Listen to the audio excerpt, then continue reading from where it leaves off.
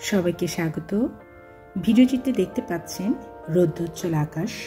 এমন চমৎকার রৌদ্রোজ্জ্বল আবহাওয়ায় ঘুরতে গিয়েছিলাম প্রাচীন নগর কুমিল্লার শালবন বৌদ্ধ বিহার।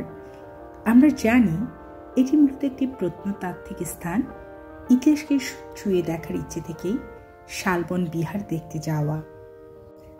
প্রাচীন সভ্যতার নিদর্শনগুলোর মধ্যে এই শালবন বিহার, যা বৌদ্ধবিহার নামেও পরিচিত। একসময় শাল গজারিয়ার ঘন বন ছিল এখানে। এখন ছোট ছোট বন আছে।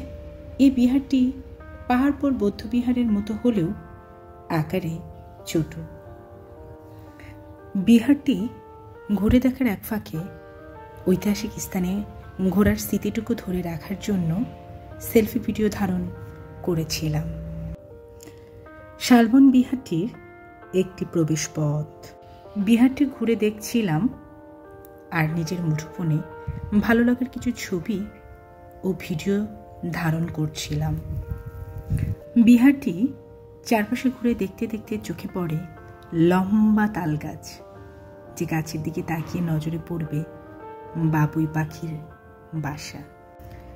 সাদা গোলাপ যেন প্রকৃতিতে মুগ্ধতা ছড়াচ্ছিল, পাশাপাশি লাল পুরো ইট আমাকে বারবার সেই সপ্তম শতাব্দীর বাংলার ইতিহাসের কথা মনে করিয়ে দিচ্ছিল।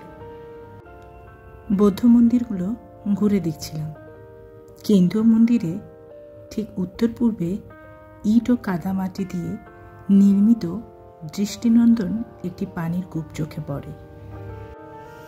এভাবে বিহারের প্রতিটি অংশ ঘুরে দেখি, যা আমাকে বারবার ইতিহাসে ফিরিয়ে নিয়ে গেছে। ধন্যবাদ সবাইকে।